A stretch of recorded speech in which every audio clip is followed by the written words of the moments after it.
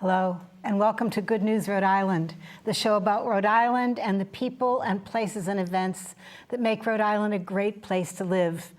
These are people who are building our community. Maybe many of those people are you. We're glad you're watching today. Waterfire has become a multi-day event, sort of coloring summer, coloring fall, coloring first night, because all of us love Waterfire and have been to it many times. I, for one, am amazed at the numbers of people that are there, all the different races, all the different ages, all the different people looking for something probably the same, looking for entertainment, but also for a way to realize that our communities go on. No matter what the news, our communities go on, and there is goodness, and there's art, and there's health, and there's community in the middle of all that news. So today, I'd like to welcome Barnaby Evans, who is the founder and artistic director of Waterfire. Juliana, I'm pleased to be back. Good to see you again. I'm glad to have you here again, and I'm sure you've been moving because you never stop. Barnaby, you are a scientist by training, but also an artist by training. You're a photographer, but you do these installations that are just genius and have worked around the world, as a matter of fact. We have, actually. It's been quite exciting. We had this wonderful night where we had Waterfire in Providence and Singapore, the exact opposite side of the globe on the same night. So one's day, one was night, so we lit Waterfire in Singapore, and then at dawn, we sent the torch signal to Providence, and we lit Waterfire in Providence at sunset and kept one brazier burning till dawn, and then sent the signal back to Singapore and lit Waterfire again. So 1.5 times around the world. It's an idea that started right in Providence. It's gone all the way around the world. So. And how did Waterfire start? How did you get this idea that all these people and all these services and restaurants could come together? You know, the idea, there are many ideas that came together for Waterfire, but I'll mention two because I think they're pertinent to the things you talk about. I was very impressed with the heroic project that the city of Providence did to uncover the rivers and build a new downtown, and William Warner designed a wonderful park through downtown.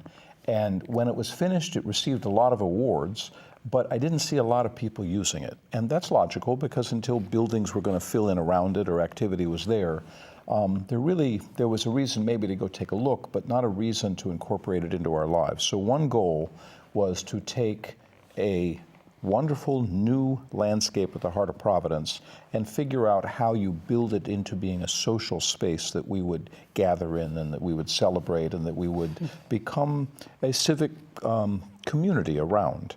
And I felt you could do that through art. You could do it through beauty. You could do it through music. So that was one element. And the other element I wanted to address was I grew up on the West Coast. I came to Providence to go to college at Brown University, and I discovered the historic architecture and the food and the Roger Williams story and this commitment to freedom and the enterprise of the population. And I simply fell in love with Rhode Island.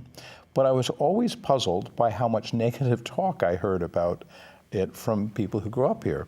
And just as you're doing this show, there's a tremendous number of absolutely wonderfully great things about Rhode Island.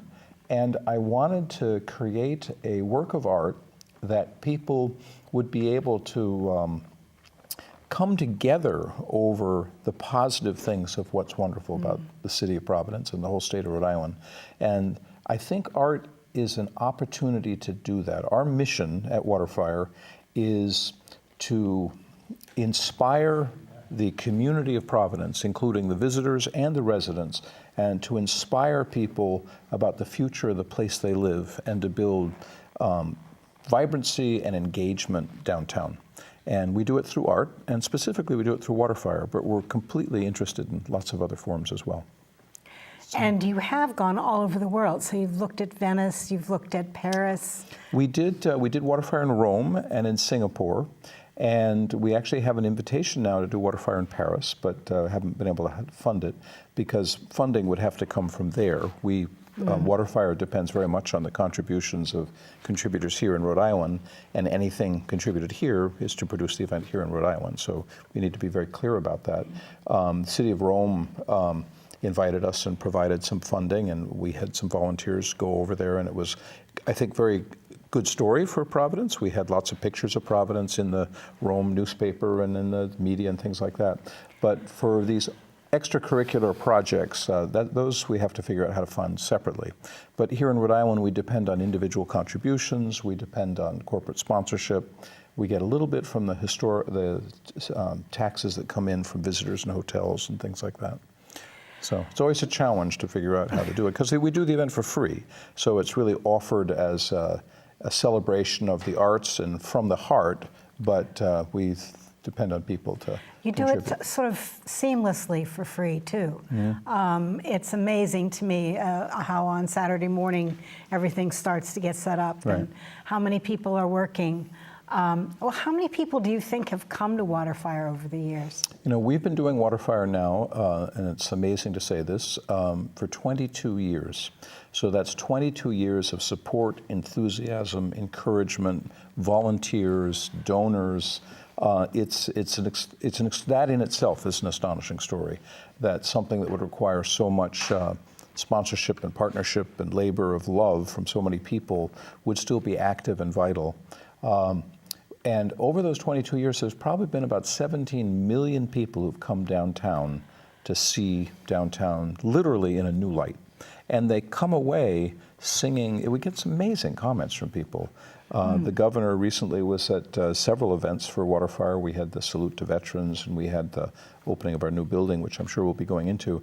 And she talked about wherever she goes, people always talk to her about Waterfire. And I'm sure your viewers have had that phenomena too.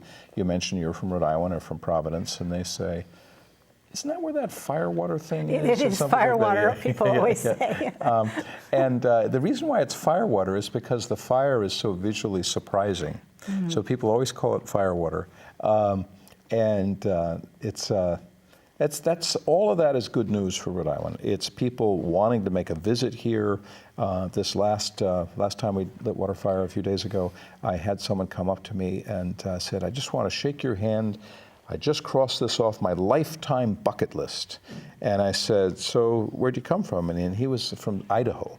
And you know, that's a long way to go. Haul for him to come. And he loved it. He loved the event. He loved the city. He was talking about the people, the architecture.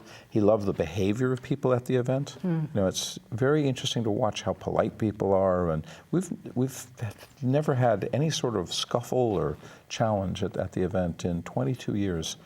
That's pretty extraordinary. It is extraordinary. And you can sit down in Waterfire and sit next to somebody, and suddenly you're talking, and Absolutely. suddenly you find out, you know, there are two degrees of separation, Right. and it's really fun. Or a complete stranger, like this guy from Idaho, where you suddenly discover how much we actually have in common and the things we enjoy. And we tried to make a experience, a interaction that's completely free. You can have conversations or not have conversations. You can listen to the music or talk during the music.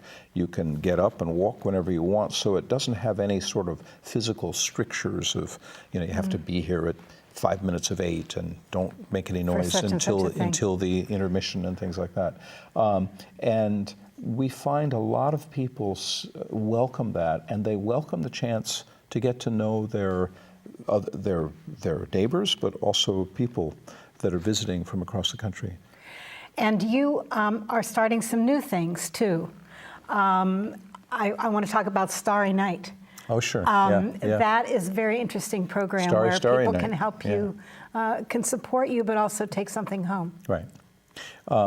We mentioned it being a free event, and in order to add new things, and even to add some of our favorite things, such as the ballroom, which we haven't done in a couple of years because we haven't been able to find a sponsor, but we need to figure out how to cover the cost. So we're encouraging people who come to the event to add their own light, their own sparkle to the night in different ways, where they can make a contribution of whatever amount they want. But we start at $5, and they're happy to accept $100 if someone wanted to do that. Where they then light a candle or light a torch or make an inscription or leave a message, and having that participatory sense that everyone's part of making the artwork a success.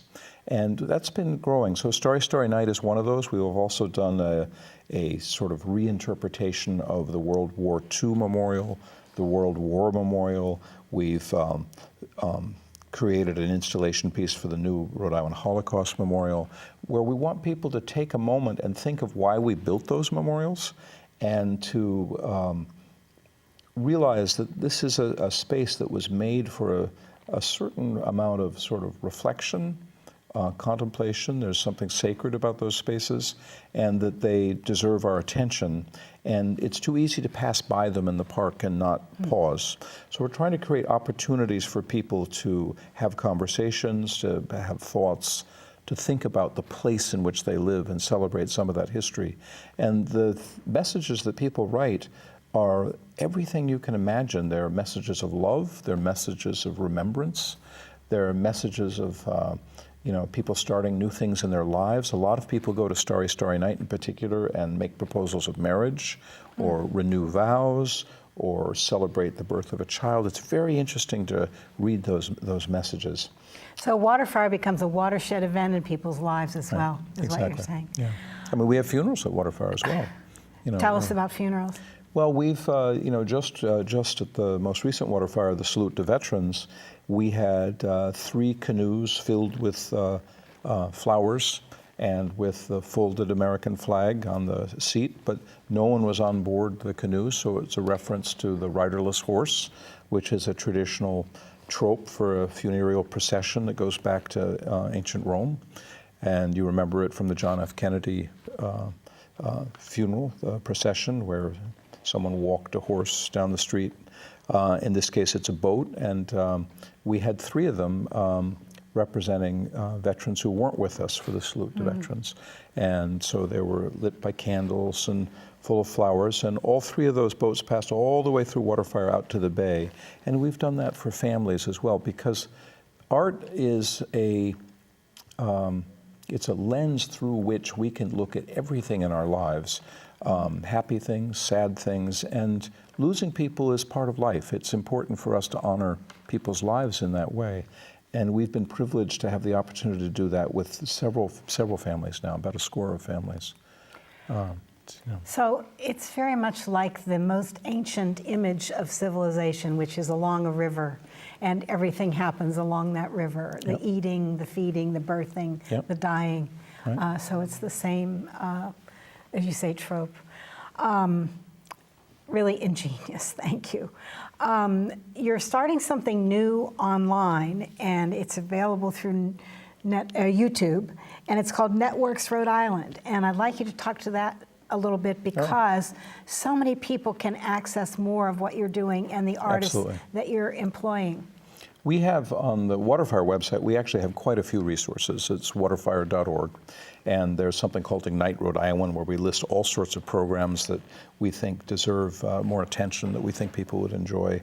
And it also has our programming and things we're doing, and the Fireball, which is our annual gala, and things like that.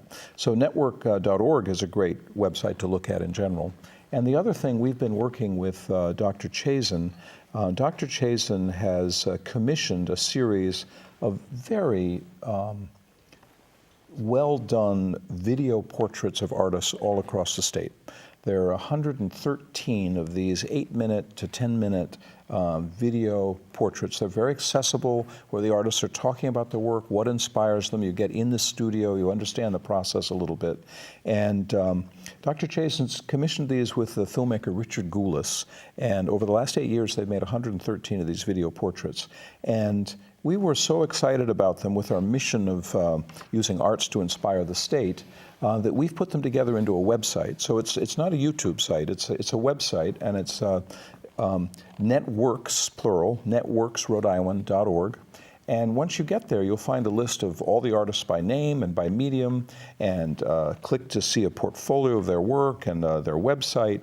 But the heart of the website are these little 8-minute biographical sketches where the artist talks very personably to you about what motivates them.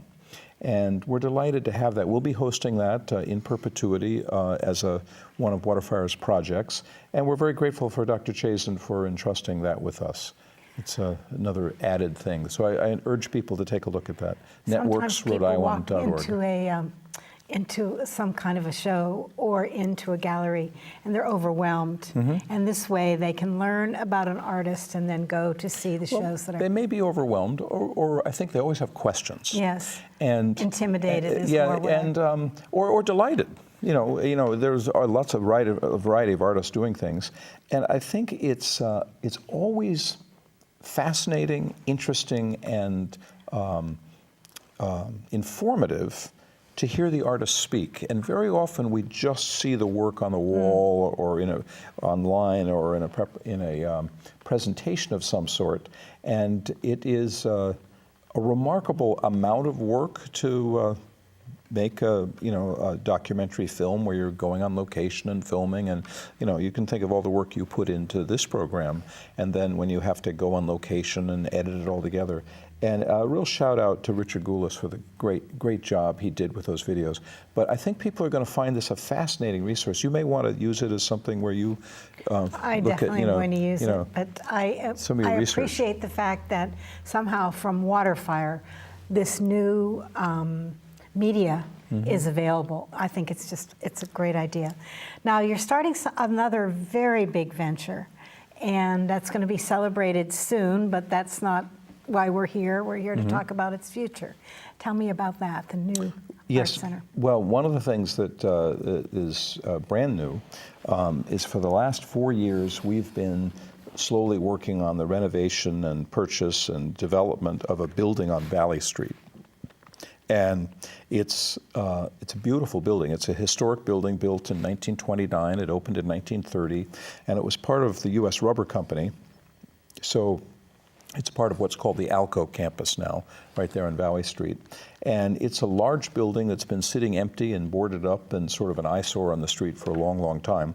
So we have multiple interests in fixing this building up. One is we wanted to improve the neighborhood and the streetscape and make it safer to walk along Valley Street. And I think all of the Valley Street neighborhood, where we have the steel yard, where Farm Fresh is looking at building a new facility for handling local farmers' produce.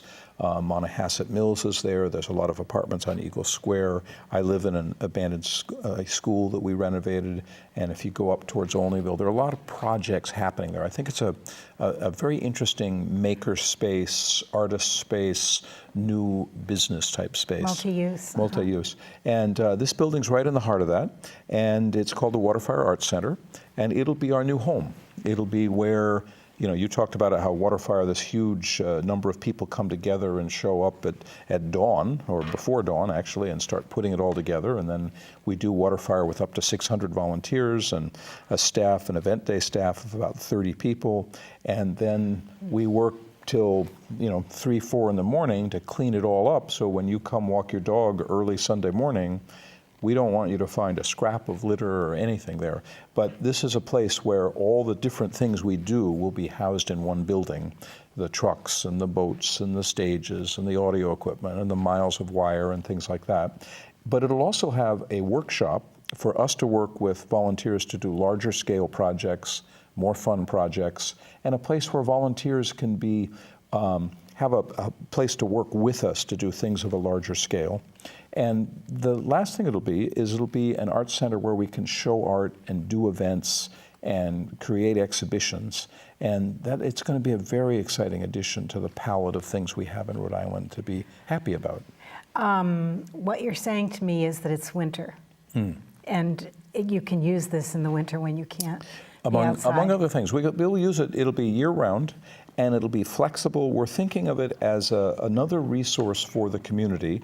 And it's not just artists who will be using it or performances that will be using it. We have hospital galas being held there. We'll have exhibitions or conferences on making. We're talking to a lot of the universities about some possible use of that.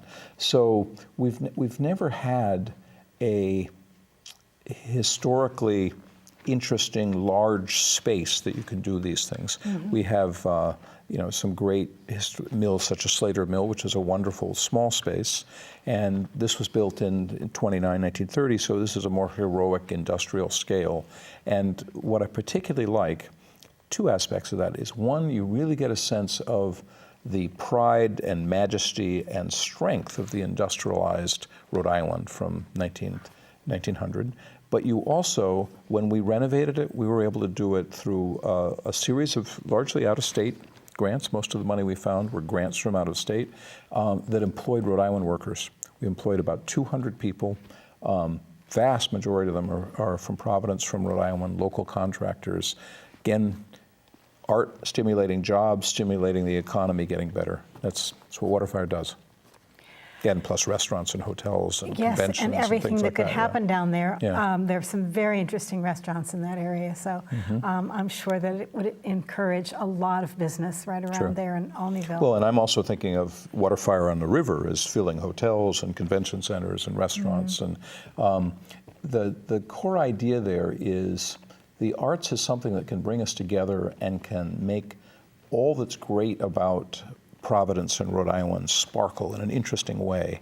And it supports so many jobs and so many, the hospitality industry. We're in discussion with some major conventions coming here over the next couple of years, working with the governor on the U.S. National Governors Conference coming next summer, 2017, and working with the treasurer about the state treasurer's conference. So there's a lot of interest in having a conference here, but having Waterfire at a sort of critical feature as part of it. And it's a very competitive market for conventions, and we've got a wonderful convention center, a wonderful city, but we're a mid-sized city that doesn't necessarily come to the mind for these large conventions. And Waterfire helps us reposition that so we can play with much larger cities. Just great. It's great for all of us. So you can play with them. That's an interesting idea. So as you go forward, then, your mission will still be to create art, to create beauty, and to create community, no matter what you get involved in. And to listen to the community. There's some great ideas out there. We've got some remarkably strong universities, an arts community which is second to none. The best art school in the world is here in Providence. There's a lot of interesting things. There's great metal fabricators here making America's Cup boats and intricate, detailed things for NASA and things like that. We'd love to continue to show that and celebrate that. One of the things that I'd love to do is, as we had all these generals come up from Washington, D.C. for the salute to veterans, and they were talking about the American Revolution and all this sort of thing.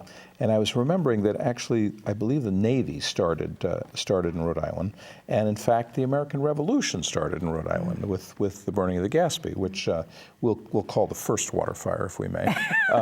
But nobody knows that. But that's exactly my point, is that for some reason, we let Boston write the history books, and this critical moment of American daring and innovation to found the country of the United States, that happened in Providence, Rhode Island.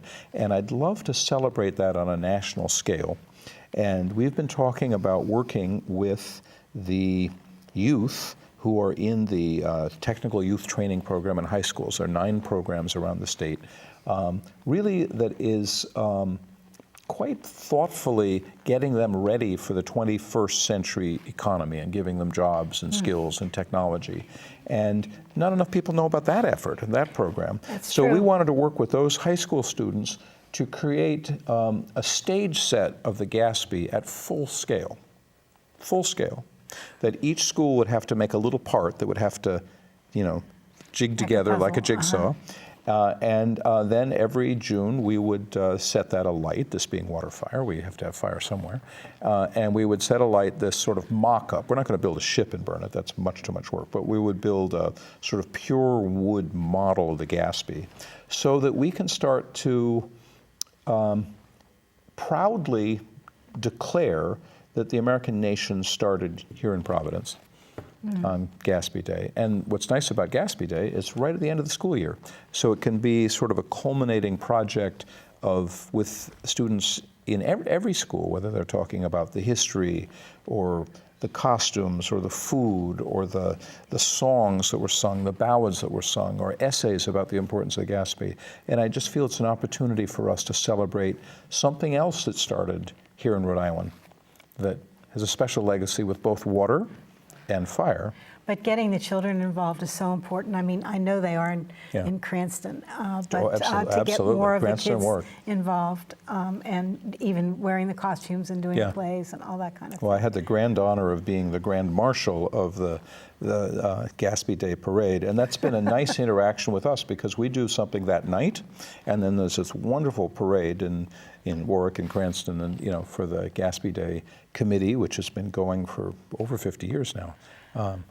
It's a pretty neat way that you're networking. Just really wonderful, and the ideas don't stop. I'm sitting here thinking about a rose parade down the center of the river. Okay. How about boats with rose decorations telling Rhode Island's history? Each one a different history. So we love ideas, and our default position is they're creative ways to celebrate what's wonderful about Rhode Island, and let's work together to do just that. And the new building will give us opportunities to do things, more partnerships, more ideas, and more opportunities for the arts that are already so strong in the state to be seen. That's what we're working on. And I'm so grateful for the support we've had. We've had support from the voters. If you remember, 2 years ago in the 2014 election, the voters passed the Cultural Facilities Bond, and we were one of the 9 arts organizations that were included in that. And that funding, we've been able to match nearly 4 times over with other funding from outside the state. It's about 3.5 times. And we'll need to, if we want to be more ambitious and make this more of a contemporary arts center, that's an idea we're interested too. That's not currently, we haven't got ourselves quite there yet because there's more to do with the building. But we're really looking forward to the future. Well, I have to thank you, Barnaby, and I love just hearing the ideas that just keep pouring out. I think it's wonderful for Rhode Island, but I've enjoyed it personally as well, as someone who goes to Waterfire quite often. Thank you for being here, and thank you for making Rhode Island a better place. Thank you. We're sure that you're finding good news, and it's right around the corner from you. Thank you for watching.